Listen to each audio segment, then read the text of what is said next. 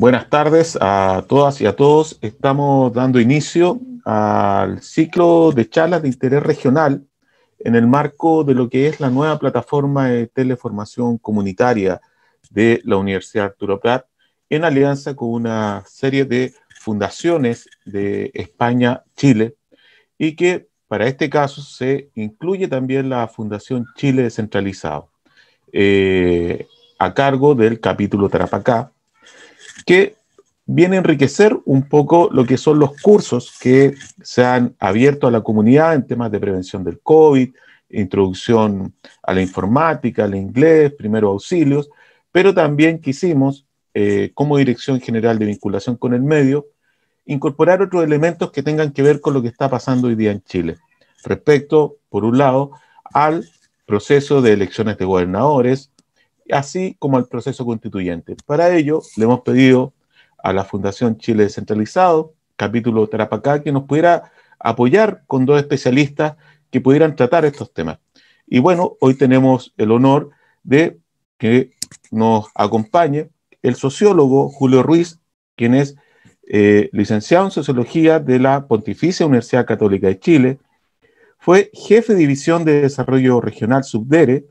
Además, fue director del programa Agencias Regionales de Desarrollo Productivo de la Corfo, fue director del proyecto Tarapacá, Región Piloto de Descentralización de Cordunap, también fue director de Área Gobernanza e Innovación Territorial, CIPTAR. Además, fue delegado presidencial para la reconstrucción regional de Tarapacá después del terremoto. También fue vicepresidente de SOFRI y también presidente de SOFRI y consultor senior de Desarrollo Humano y Ambiental Sustentable, además de profesor y académico de nuestra casa de estudios. Muchas gracias, colega, profesor, especialista Julio Ruiz, por estar con nosotros e inaugurar justamente este ciclo de charlas de interés regional en esta plataforma de teleformación comunitaria, donde se han inscrito más de 170 personas de la comunidad de las distintas regiones de nuestro país. Así que muchas gracias. Por un aspecto de poder entender bien, captar bien la exposición del especialista, les pedimos a los asistentes que mantengan sus micrófonos apagados para al final poder desarrollar algunas preguntas. Así que, por favor, Julio, estás con el micrófono apagado. Muchas gracias, Cristian. Saludar la iniciativa de la Universidad Arturo Prat y de la Dirección de Vinculación con el Medio y Relaciones Internacionales e Institucionales. Creo que es de la mayor relevancia el esfuerzo que se está haciendo justamente en fortalecer los espacios de vinculación de la universidad con la comunidad. Y creo que este tema que vamos a abordar hoy día, que tiene que ver con el proceso de descentralización del país y la importancia que tiene para nuestras regiones, es de la mayor relevancia, especialmente cuando es un tema relativamente poco conocido por la comunidad y, como bien señalabas, estamos a puerta de un proceso de elección de gobernador regional el 11 de abril, y este domingo justamente se va a vivir en el país primarias para este cargo público. Y no ha existido la difusión suficiente, a mi juicio, para informar a la comunidad y la relevancia, importancia y el significado que esto tiene para nuestras regiones. Dicho eso, voy a compartir, bueno, justamente vamos a hacer una pequeña presentación sobre estos temas del proceso de descentralización. Y vamos a abordar, he puesto mi mail por si los participantes de teleformación tienen después interés de consultar y profundizar temas sobre esta materia. Y los temas que vamos a abordar es, en primer lugar, cómo se organizan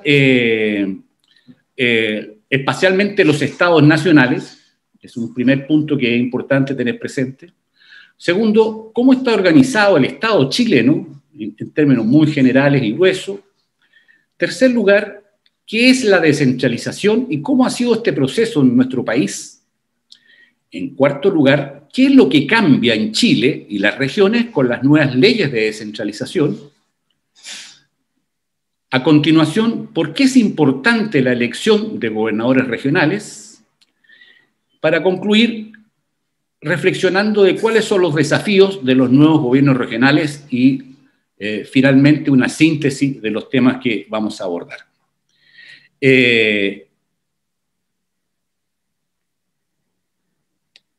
Bueno, ¿cómo se organizan espacialmente los estados nacionales? Partamos señalando que todo estado nacional subdivide su territorio para efectos de gobierno y administración. No hay ningún país, exceptuando el Vaticano, que es un estado, por cierto, que no tenga una subdivisión de su espacio territorial para efectos de gobierno y administración. Y así, los diversos países dan origen a comunas, ayuntamientos, provincias, regiones, etcétera, según sean las diversas denominaciones que usan los distintos países. Ahí tenemos justamente la estructura a la izquierda en la imagen de Chile, con sus 16 regiones, y al otro lado Estados Unidos, que recientemente ha habido un torneo electoral muy debatido. Junto a este espacio, división espacial de los territorios nacionales, los estados estructuran su institucionalidad y poder en base a dos formas principales de estados. Por un lado, los estados federales, como el caso de Alemania, Estados Unidos, México, Brasil, Argentina, por señalar algunos, cuya característica principal como idea-fuerza es que son estados divididos territorialmente en otros estados que gozan de parcelas de poder y autonomía. Esto es importante. Estados que tienen sus propios gobiernos, tienen sus propios congresos y parlamentos, sus tribunales de justicia. En el caso de Estados Unidos, por ejemplo, es bien evidente. Voy a colocar un solo tema respecto, por ejemplo, a la pena de muerte. En algunos estados de ese país está prohibido la pena de muerte en caso de delitos flagrantes, de violación, asesinato, etcétera, y en otros estados está permitido. Entonces, mostramos la diferencia y diversidad en este sentido en estos tipos de estados federales. Y por otro lado, tenemos los estados unitarios, como el caso de Francia, de Colombia, de Perú, de Chile, entre otros, cuya característica principal es que están regidos por un solo gobierno como centro de iniciativa e impulsión política. Eso es un rasgo, entonces, diferenciador entre los estados federales y unitarios en el contexto de la división territorial espacial que hacen de sus territorios. Ahora, ¿cómo está organizado nuestro Estado? El Estado de Chile está definido como un Estado unitario y su máxima autoridad es el presidente de la República, ¿ya? Eso está establecido en el capítulo 4 de la Constitución Política. La Constitución, a su vez, establece para todos los poderes del Estado y el cumplimiento de sus objetivos e identificación de sus autoridades, agrupaciones distintas de territorio. Así tenemos, para el Poder Ejecutivo, lo que podríamos llamar gobierno, se crea una división política administrativa compuesta de 3 unidades territoriales, que son la región, la provincia y la comuna, en el capítulo 14 de nuestra Constitución. Para el Poder Legislativo se establece una división político-electoral compuesta de 15 circunscripciones senatoriales, que eligen los senadores, y 28 distritos de diputados, que eligen los diputados, según el capítulo 5 de la Constitución. Y por último, el otro poder, los 3 poderes del Estado, el Poder Judicial, se establece una división judicial. Dentro de cada región existe, a lo menos, una Corte de Apelaciones, y dentro de cada comuna existe, a lo menos, un juzgado de letras o de primera instancia, totalizando 300 juzgados de letras con asiento en las comunas, 17 cortes de apelaciones y, por cierto, la Corte Suprema de Justicia, según el capítulo 6 de la Constitución Política. Chile, entonces, es un Estado unitario. Ello no obsta, como lo define la propia Constitución, que su territorio se divide en regiones y que su administración pública sea funcional y territorialmente descentralizada o desconcentrada, según sea el caso y lo defina la ley. Así lo señala este artículo 3º de la Constitución Política de la República.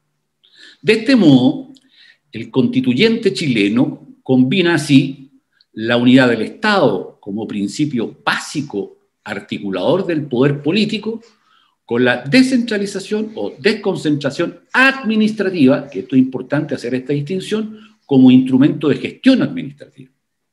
Cabe hacer notar que la Constitución de Chile contiene 15 capítulos y el ámbito justamente de los temas territoriales, regionales, comunales, está en el penúltimo lugar, antes del capítulo de la reforma constitucional y del procedimiento para elaborar una nueva constitución. Ahora bien, como bien señalábamos, el territorio se organiza en regiones, provincias y comunas. Y el tema es que en los territorios las funciones están divorciadas. Así, a nivel regional hablamos de gobierno regional, a nivel provincial hablamos de gobierno provincial, a nivel comunal hablamos de administración comunal.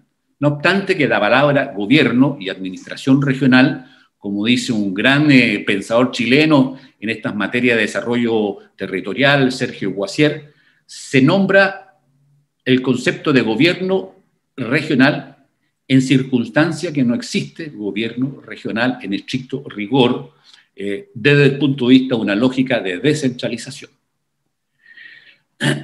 Ahora bien, pero ¿qué es la descentralización propiamente tal y cómo ha sido el proceso en Chile, dado esta estructura territorial del país, por un lado, y esta forma estatal institucional que establece la distinción entre gobierno y administración, siendo estas últimas las que se pudieran desconcentrar o descentralizar? El gobierno en ningún caso se descentraliza en el ordenamiento político constitucional chileno. Hay un solo gobierno, en estricto rigor. Y la descentralización es conceptualizada como un proceso de políticas públicas que en su conjunto traspasa responsabilidades, competencias, en el fondo ese es el término, recursos y o autoridad, poder, a los gobiernos subnacionales, y donde estos últimos, los gobiernos subnacionales, están dotados de autonomía. Entonces, dos teóricos e investigadores que plantean este enfoque. Es importante en este sentido distinguir el proceso de descentralización que muchas veces se confunde con otros términos, que es el de regionalización y de desconcentración. La regionalización hace referencia a la estructuración de los espacios administrativos, pudiendo instalar estructuras de autoridades desconcentradas o descentralizadas. La Constitución, por ejemplo, la conformación de Arica y Parinacota, obedece a un proceso de regionalización. La de los ríos, la recientemente constituida región del Ñuble, hace referencia a esto.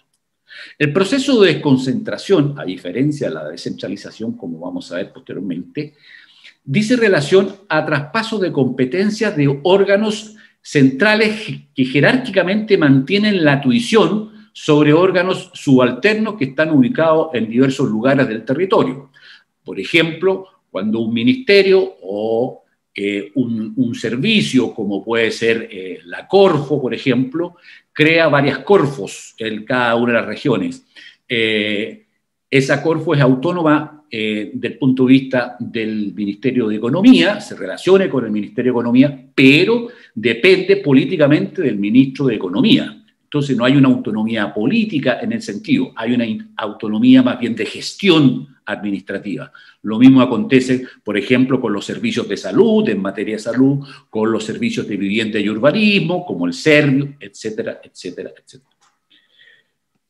En este sentido, entonces, la descentralización hace referencia al concepto de redistribución de poder y tiene tres ámbitos: el político, el administrativo y el de los recursos financieros.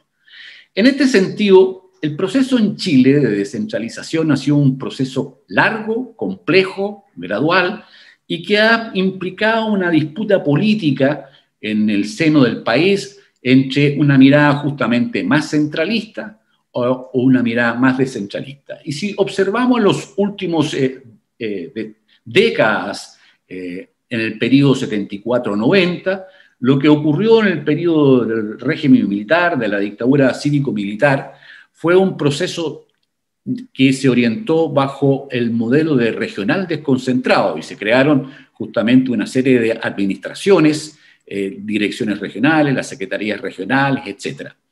Pero era desconcentración porque las autoridades que administraban esas instituciones en las regiones dependían políticamente del gobierno central, de la Junta de Gobierno.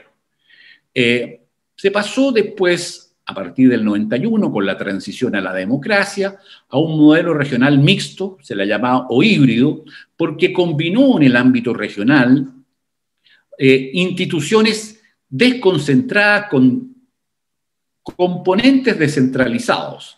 Dio origen justamente a lo que hemos conocido como los gobiernos regionales y que, como vamos a observar más adelante, mantenía, ante las reformas últimas del 2018, justamente esta combinación mixta o híbrida de figuras que dependían del nivel central y otros que representaban las comunidades regionales. Y se avanzó por el lado municipal a establecer en ese periodo a las municipalidades, y esto es muy relevante, como corporaciones de derecho público autónomas, ¿ya? Y esto tiene serie de implicancias, como vamos a observar después, especialmente, por ejemplo, porque los presupuestos de los municipios dependen de sí mismos y no del presupuesto público, independientemente de que el nivel central realice transferencias especiales a los municipios. Pero los presupuestos de las municipalidades dependen exclusivamente de las estructuras financieras locales establecidas en las leyes que la rigen. No es así el caso de los gobiernos regionales, que depende exclusivamente del debate presupuestario que se da en el Congreso Nacional, por tanto es parte de la estructura de gasto del nivel central. Posteriormente se da, desde el 2005 al 2017, lo que se ha denominado un modelo regional transicional, donde se fortalecen los gobiernos regionales a través de algunas transferencias de competencias en materia de planificación y ordenamiento territorial, en materia de coordinación de la inversión pública, en democratización de los consejos regionales. Por primera vez se eligieron los consejeros regionales de manera directa el año 2013, etcétera, etcétera, etcétera. Y finalmente estamos inaugurando, desde el punto de vista legal, el modelo regional descentralizado a partir del 2018, donde se elegirá por primera vez de manera popular al gobernador regional y evidentemente también a los consejos regionales, lo que va a permitir una mayor interacción entre el mundo regional y municipal, y se dota a los gobiernos regionales de una serie de instrumentos y fortalezas administrativas para esta nueva gestión que se inaugurará próximamente. Mirado desde el punto de vista, entonces, para entender esto, tenemos este esquemita donde tenemos al lado izquierdo de la pantalla lo que es la función de administración y al lado derecho la función de gobierno, que constituyen los dos aspectos a tener presente. Mirado desde el punto de vista de la función de administración, con las nuevas leyes que se han determinado, tenemos la estructura donde está el nivel central, con el presidente de la República, el Ministerio del Interior y la Seguridad Pública, la Subsecretaría de Desarrollo, y el gobierno regional está punteadito, no hay una vinculación directa porque va a ganar autonomía justamente por la elección futura del gobernador regional, y el gobierno regional está conformado por esta autoridad, gobernador regional, y el Consejo Regional. En el cambio, en la función de gobierno, tenemos el mismo presidente, a nivel central, el ministro del Interior y las dos subsecretarías, que da origen a la nueva figura que también se conforma de delegado presidencial regional y de el delegado provincial, delegado presidencial provincial y las seremías y direcciones regionales. Esto es importante porque la función de gobierno va a continuar, pero lo que se separa es la institución, administración de gobierno, cosa que hoy día estaba en una misma organización. en un mismo aparato administrativo. No había esta separación institucional. Y entonces estamos dando origen a un proceso en el ámbito de la administración, a una mayor autonomía para las regiones y para el desarrollo de los territorios. En este sentido, podríamos analizar, para que ustedes comprendan lo que les quiero decir, cuáles eran las funciones del intendente antes de la reforma de descentralización. Tenía varias funciones, varios sombreros, como muchas veces se dice. Primero, tenía la función de administración regional, ¿no es cierto? Este mismo esquemita que yo les planteaba, donde él era el presidente, ¿no es cierto?, del Consejo Regional, hasta hace tiempo atrás. Hoy día el presidente del Consejo Regional es un consejero regional, pero constituía entonces la función de administración regional, y todas las iniciativas de política y de asignación de recursos dependían del intendente, que es designado por el presidente de la República, depende del presidente de la República y le rinde cuenta al presidente de la República.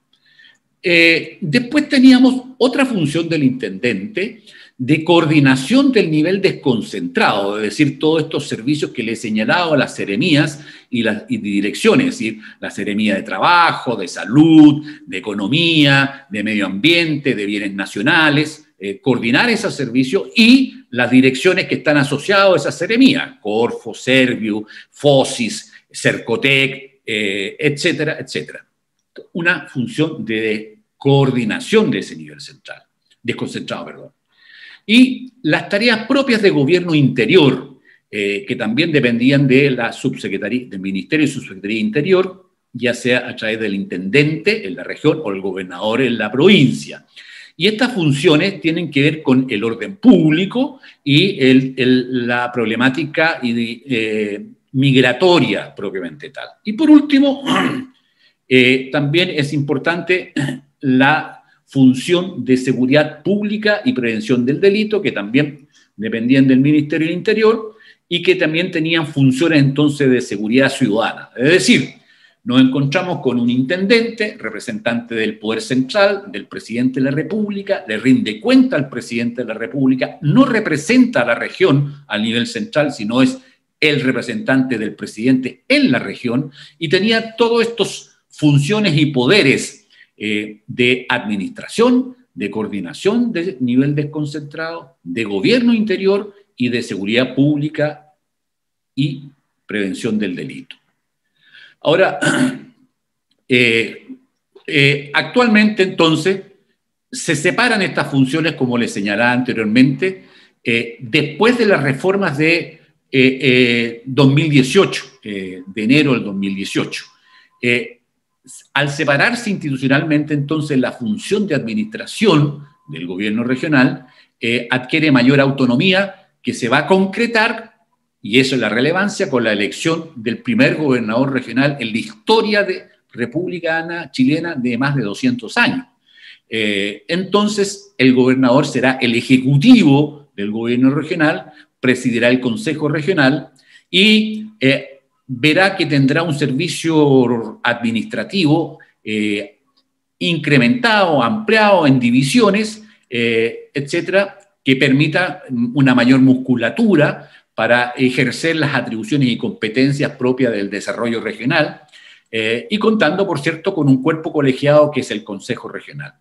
Y en el caso de gobierno interior, nos encontramos entonces las funciones que anteriormente tenía el intendente, hoy día será el delegado presidencial, con las funciones de coordinación del nivel desconcentrado, las funciones de gobierno interior y de seguridad pública y prevención del delito, donde tendremos entonces todo el aparataje que eso involucra, esta nueva realidad institucional.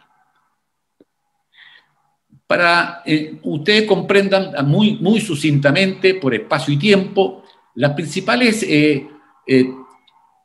atribuciones y tareas que las leyes y la Constitución establecen para el gobierno regional, en el sentido que estamos señalando, es ser la administración superior de la región. No es el gobierno de la región, es la administración superior de la región. Esta es la definición que hace la Constitución a las leyes, y desarrollo que tiene que ver con el ámbito social, cultural y económico, para lo cual se le otorgan un conjunto de funciones generales de planificación, financieras, normativas, de coordinación y ejecución, y funciones especiales, como es el ordenamiento territorial, como es el fomento productivo y como es el desarrollo social y cultural, contando con un conjunto de atribuciones que se expresan en instrumentos, que serán las políticas regionales, política, por ejemplo, de desarrollo turístico, de fomento productivo, los planes de desarrollo que puedan implementar para el conjunto de la región o para las diversas provincias que la constituyen, programas a ejecutar en el ámbito de la infraestructura social o en el ámbito del desarrollo económico local, proyectos específicos, establecimientos de presupuestos, medidas, reglamentos, etcétera, son el menú de instrumentos con que dispondrán el gobierno regional. ¿Por qué es importante, en definitiva, la elección de la primera autoridad en la historia de la República de Chile del gobernador regional? Justamente porque gatilla, da inicio a un proceso político de descentralización.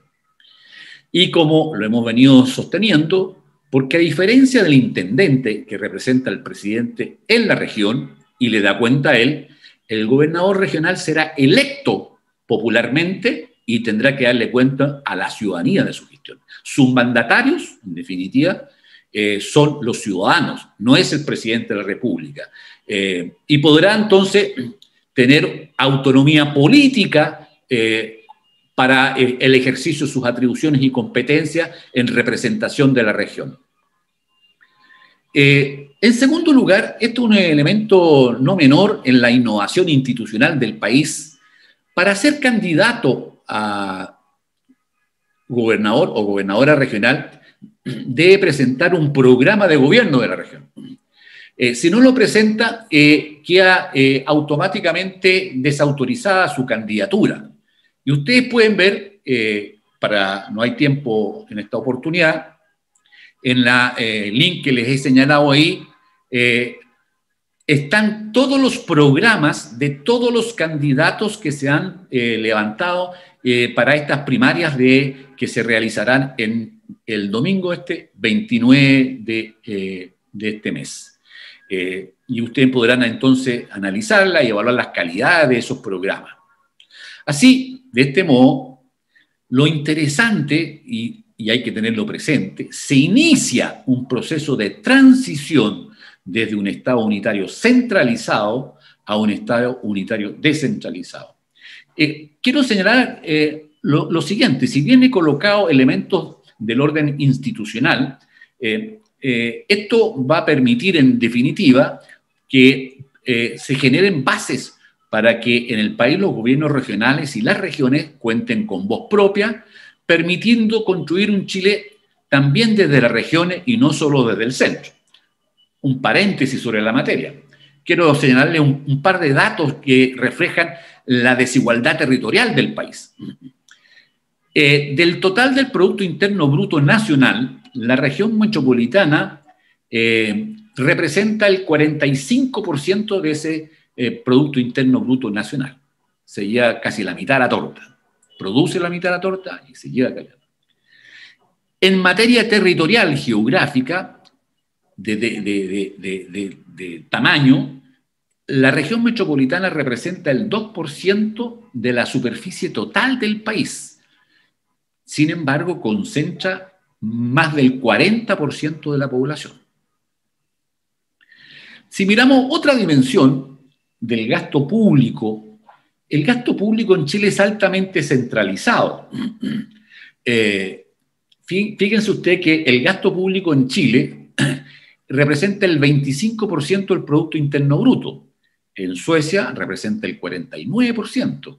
En Estados Unidos un 35%, en España un 42%. Es decir, es bajo el gasto público respecto del Producto Interno Bruto. Pero lo más relevante es que la ejecución de ese gasto que estoy señalando está totalmente desequilibrado en desmedro de los territorios. Les voy a poner dos datos nomás. Los países, en promedio de los países que participan en la OECD, el porcentaje de gasto del nivel regional es un 27,4% del gasto público. En el caso de Chile es un 14%, especialmente de los gobiernos regionales.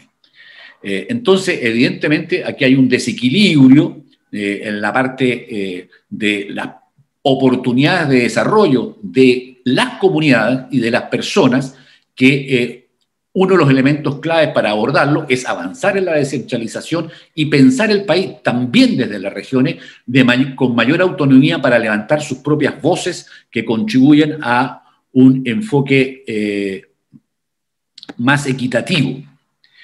En este sentido, la elección de autoridades regionales y las primarias que se están realizando tienen un cronograma que está ahí adelante. Las elecciones se realizan justamente el 29 de noviembre. Las inscripciones de las candidaturas definitivas de los que resulten electos, más otros que pudieran presentarse, pero no todos, las fuerzas independientes o políticas han establecido primarias, es el 10 de enero.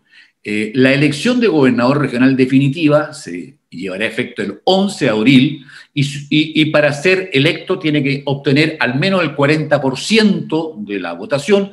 Si eso no ocurre, pasan a segunda vuelta las dos primeras mayorías de la elección en cada región, que se llevaría a efecto el 9 de mayo, y asumiría esta nueva autoridad el 10 de junio del 2021 hasta el enero del 2025.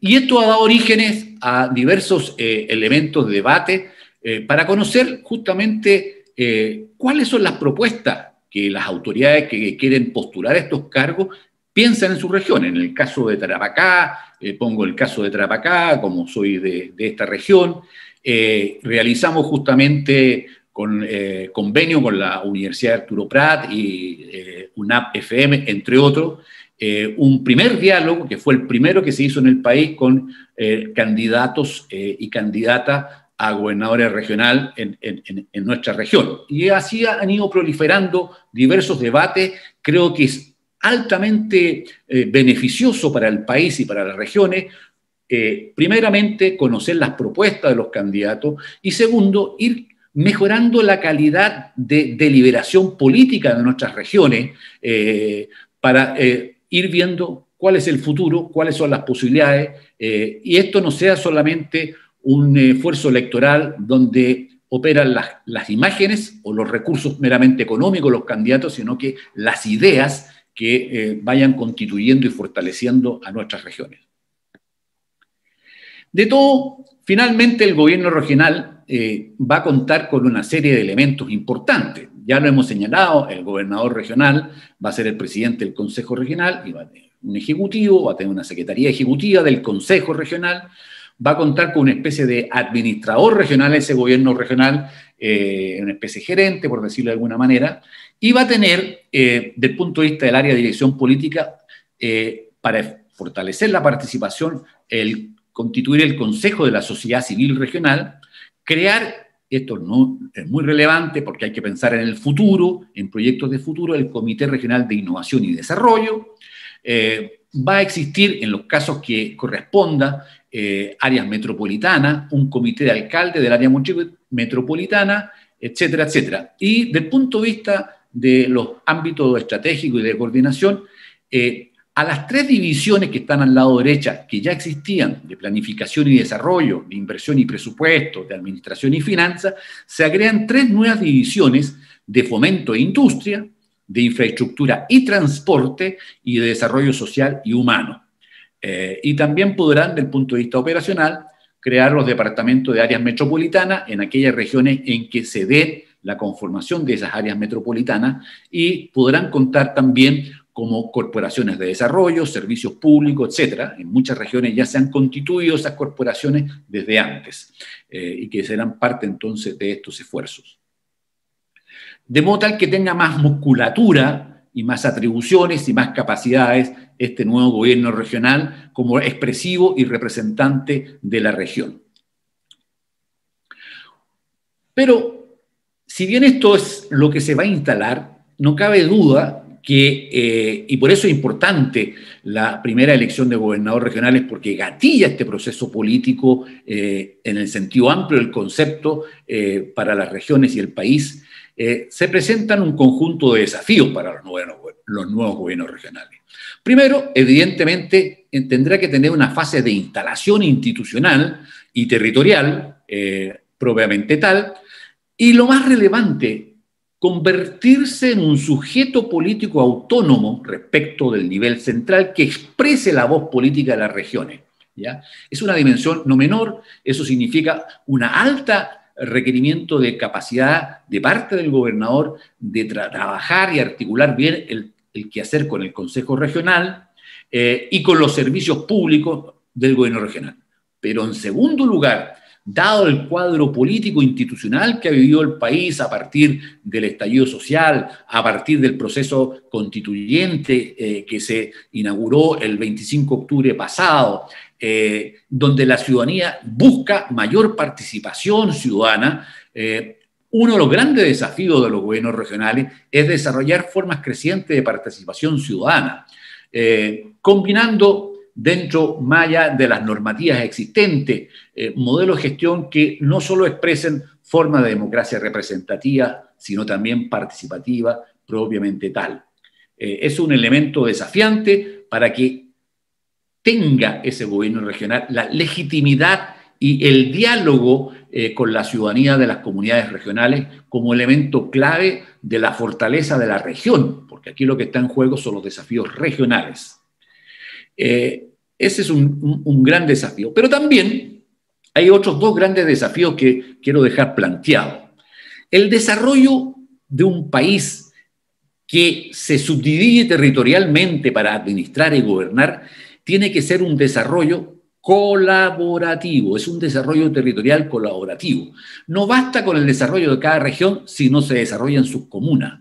No va a ser posible un desarrollo regional si no colabora con el nivel nacional. Entonces, la lógica de un desarrollo colaborativo, eso significa cambiar el switch con que hemos venido en el ámbito público gestionando la cuestión pública en general y la dimensión territorial en particular, una nueva forma, un nuevo enfoque de hacer las cosas, que va a implicar, obviamente, un esfuerzo de coordinación nacional-regional, ¿ya? Y ahí se propicia, por ejemplo, para que haya mayor voz, ojalá en el día de mañana, idea que dejamos planteado a los futuros candidatos, se constituye una conferencia de gobernadoras que pueda dialogar especialmente con aquellas instancias del nivel central que van a estar responsables de desarrollar los procesos de traspaso de competencias que profundicen el proceso de descentralización. Por otro lado, a nivel regional también va a implicar un esfuerzo de colaboración y de articulación con los delegados provinciales o regionales, las secretarías regionales y con el trabajo de los servicios desconcentrados, pero especialmente un trabajo distinto con los municipios de todas las regiones y las áreas metropolitanas que se están constituyendo. Es decir, aquí hay un esfuerzo en tres planos, es lo que se llama normalmente una gobernanza multinivel, es decir, de los niveles nacionales, regionales y locales. La modalidad moderna de gestión implica ese esfuerzo colaborativo propiamente tal. Pero, por último, un desafío mayúsculo es desarrollar una inteligencia estratégica territorial que tenga capacidad de prospectiva en cada región. Aquí ya las regiones, en la medida que se van autonomizando, no van a poder hacer responsable a nivel central de sus eventuales fracasos, de sus eventuales cegueras, de sus eventuales mala gestión. Se requiere generar capacidades en nuestras regiones que contribuyan a desarrollar regiones estratégicamente con organizaciones inteligentes o una inteligencia estratégica territorial. Y para eso, uno de los elementos clave es la conformación de centros de pensamientos estratégicos en la que concurran las universidades públicas regionales, organismos del mundo privado, los centros de estudio de las diversas organizaciones gremiales, donde hay capacidades, donde participen actores sin duda de la sociedad civil y por cierto del ámbito público, tanto local como regional.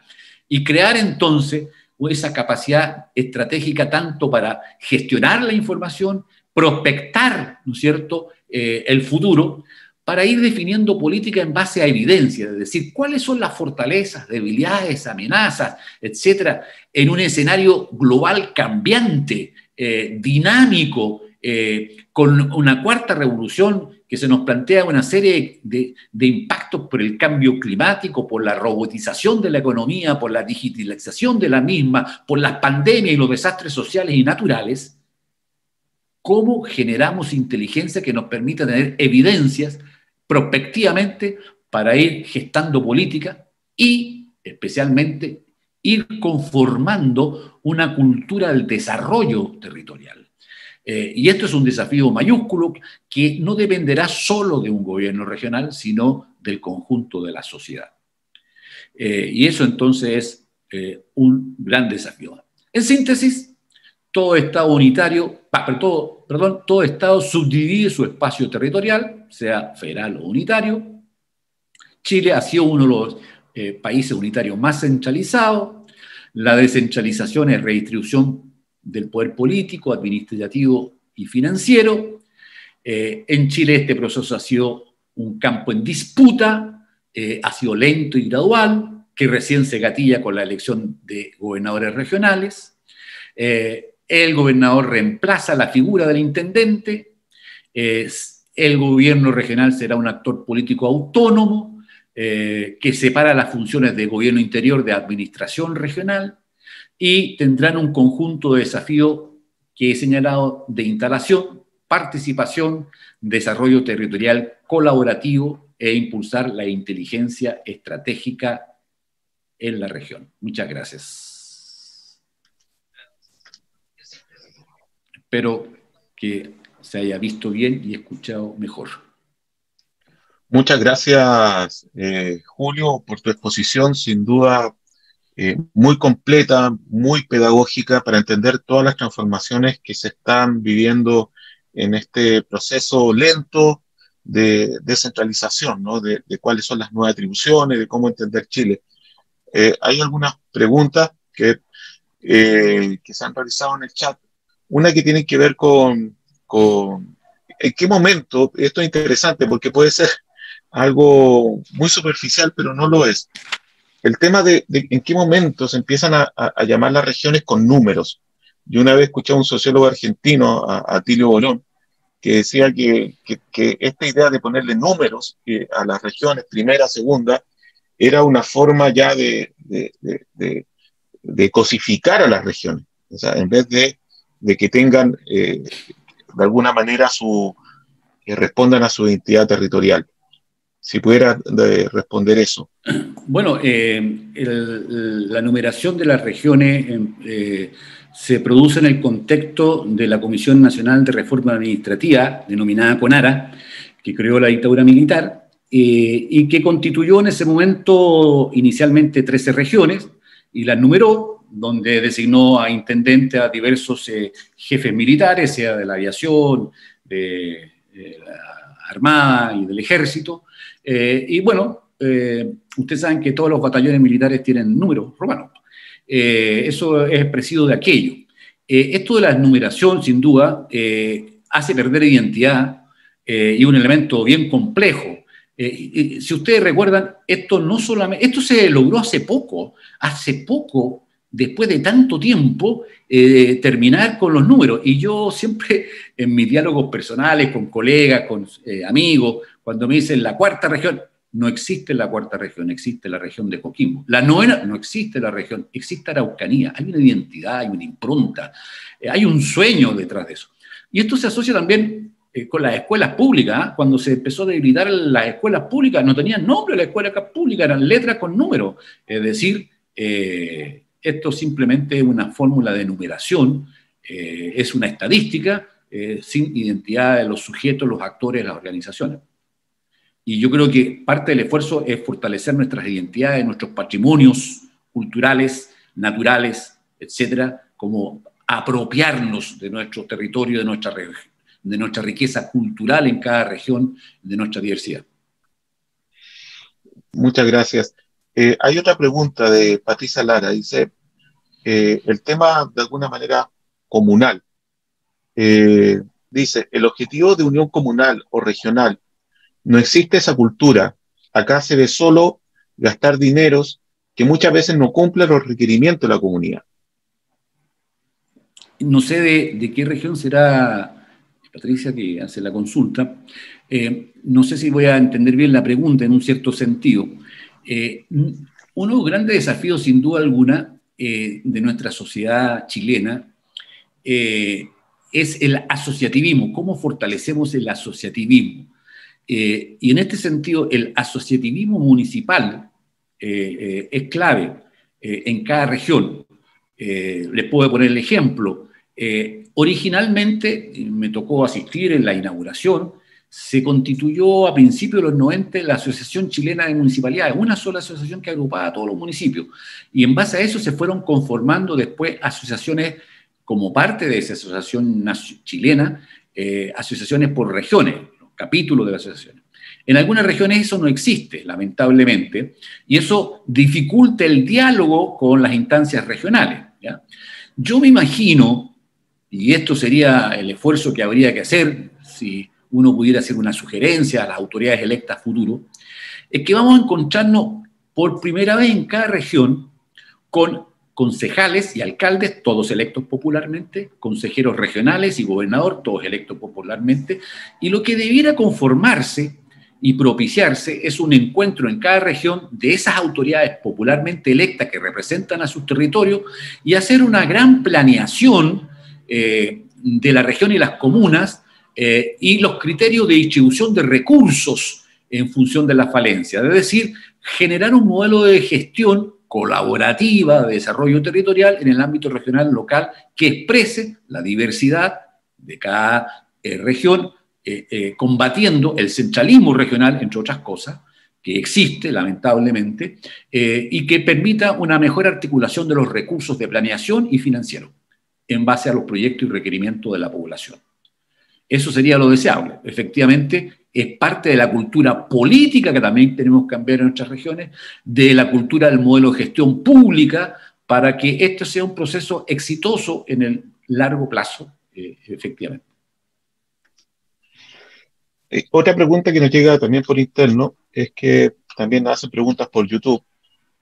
Francisco, estudiante, pregunta sobre qué este concepto que usted señaló de sujeto político, ¿a qué se refiere con que este proceso de descentralización las regiones pueden transformarse como sujeto político? ¿A qué se refiere?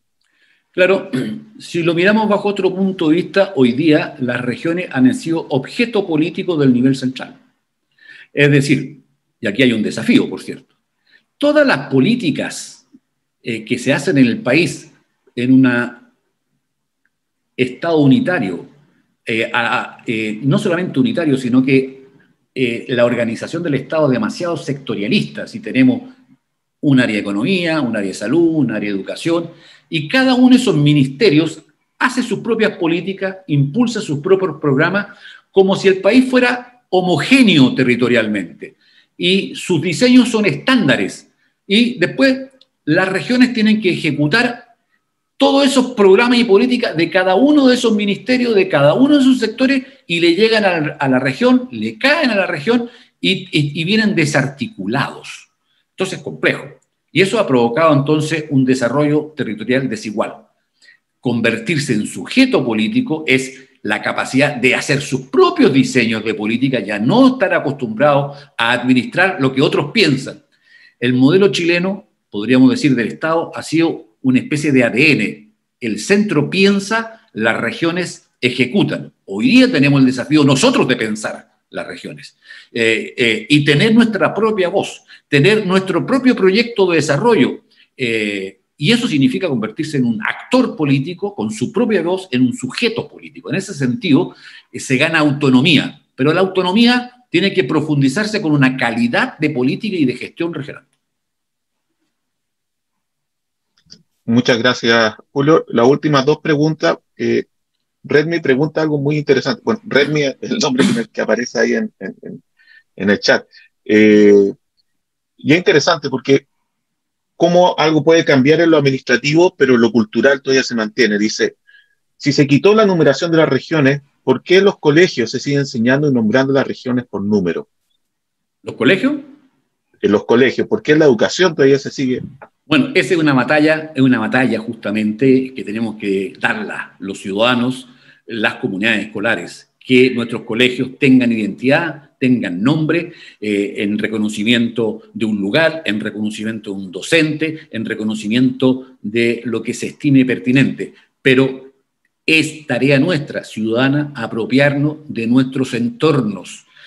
No más esta cosificación que tú bien señalabas, Cristian, con la mera numeración. Ahora bien, eso también depende del área del Ministerio de Educación, de las comunidades escolares.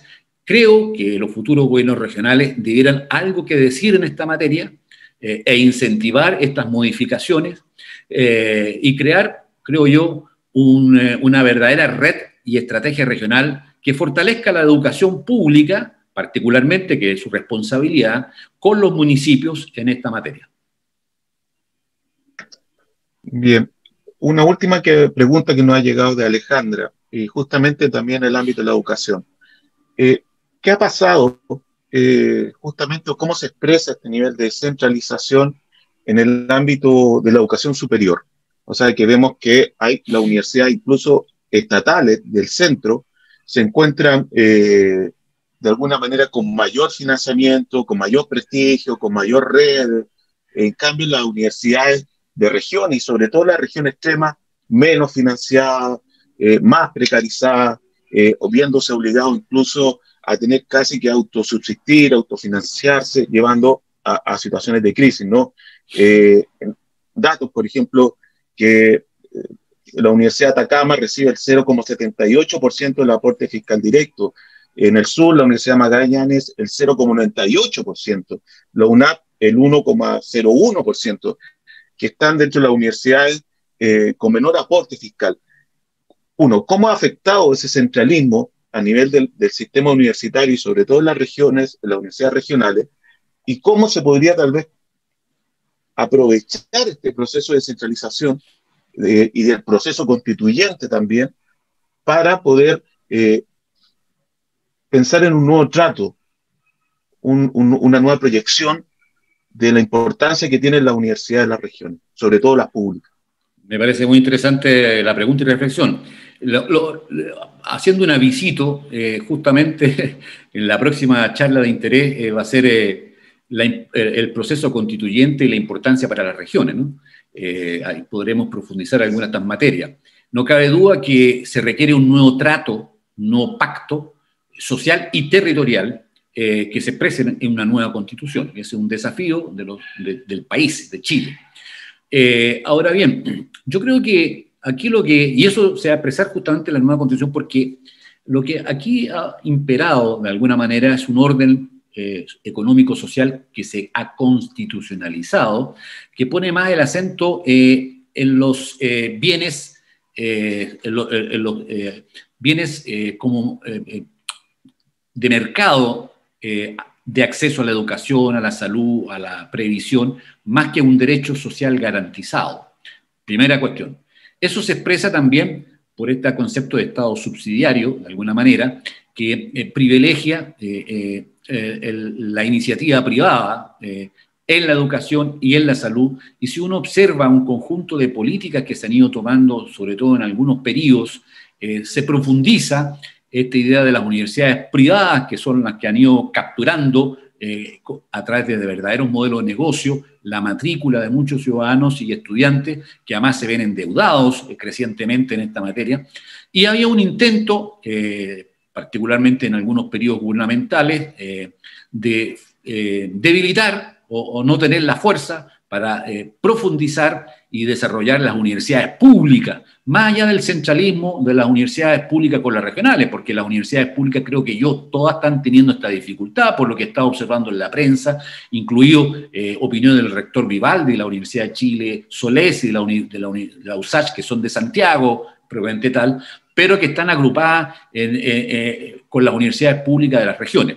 Y aquí entonces opera el doble problema. Primero, debilitamiento de las universidades públicas y particularmente una lógica que desprecia de alguna manera las universidades regionales, no las valora en su mérito y que debiera poner atención de los mecanismos de financiamiento de las universidades, los financiamientos basales, independientemente del nivel de matrícula, ¿no es cierto?, que pudiera existir, pero que tienen que cumplir una función clave para generar esta idea de inteligencia estratégica regional. Las universidades públicas debieran ser el centro de estas inteligencias regionales. ¿Por qué ocurre esto? Porque lo vamos a decir en otros términos. No existe en Chile, y no hay ningún organismo que lo haya hecho, una política nacional del desarrollo. No existe una política nacional de desarrollo. Menos podrán existir estrategias regionales, existen programas de gobierno, pero no hay una política nacional de desarrollo que contemple como un elemento gravitante los territorios y las regiones, y las comunas, como parte de esa estrategia, ¿no es cierto? Y eso se expresa no solamente en el ámbito económico, sino también en el ámbito social, en el ámbito institucional, en el ámbito del conocimiento, entre las cuales, por cierto, la educación superior es clave. Yo creo, para concluir, que uno de los grandes desafíos de los gobiernos regionales, en mi opinión personal, estas son opiniones personales, por cierto, es parte de la reflexión que tenemos que hacer colectivamente, es constituir en cada región una red de educación superior, donde estén las universidades públicas, donde estén los centros de formación técnica, los institutos profesionales, y articular una forma de trabajo que, reconociendo las autonomías institucionales de los institutos de educación superior, permita ir construyendo un conjunto, una especie de propuestas para fortalecer la capacidad de desarrollar los talentos que las regiones necesitan en capital humano avanzado y desarrollado, entre otros. Muchas gracias, Julio. Aclaraciones, Redmi señala que se llama Jocelyn Cruz, su nombre. Ah, ya, muy bien, Jocelyn. Muchas gracias. Patricia Lara, de acá de la UNAP, señala, la cultura que me refiero es de unión de la comunidad, hacerla propia, y que amen esta bella región, pues gran parte de la población no son nacidas en Iquique, por lo que muchos no participan y no apoyan la iniciativa. Se ven las votaciones, incluso los parlamentarios deberían estar acá recogiendo las necesidades, pero muchos ni siquiera viven acá. Eso debería cambiar. Bueno, no cabe duda. Reflexión. Mira, yo creo que es muy interesante esa reflexión, expresa el sentimiento de muchas personas. Uno de los grandes problemas de la sociedad chilena, y que se expresa ahora en el ámbito político, pero más allá del tema político, es la desconfianza. Y la desconfianza no solamente con las instituciones públicas, como se ha expresado en el último periodo, el Congreso, el Parlamento, la Presidencia, los partidos políticos, el Ejército, carabineros, las iglesias, etcétera, sino también la desconfianza con el vecino, la desconfianza con el miembro que está al lado de la comunidad. Hay una desconfianza, y eso es de la desconfianza interpersonal. Y eso tenemos que trabajarlo, sin duda. Es un tema de generar una nueva política y una nueva cultura de la confianza, de la credibilidad, de la transparencia, de la honestidad, para efecto de eso, en primer lugar. En segundo lugar, yo creo que una región, un territorio, independientemente si se nació en el lugar o no se nació, lo importante y lo que constituye su identidad no es solamente su pasado o su origen, sino su proyecto. Y entonces se harán miembros de esa comunidad en la medida que haya un proyecto compartido de forma de vivir, de forma de trabajar, de forma de soñar, de forma de recrearse, etc. Es el proyecto el que constituye la identidad de futuro.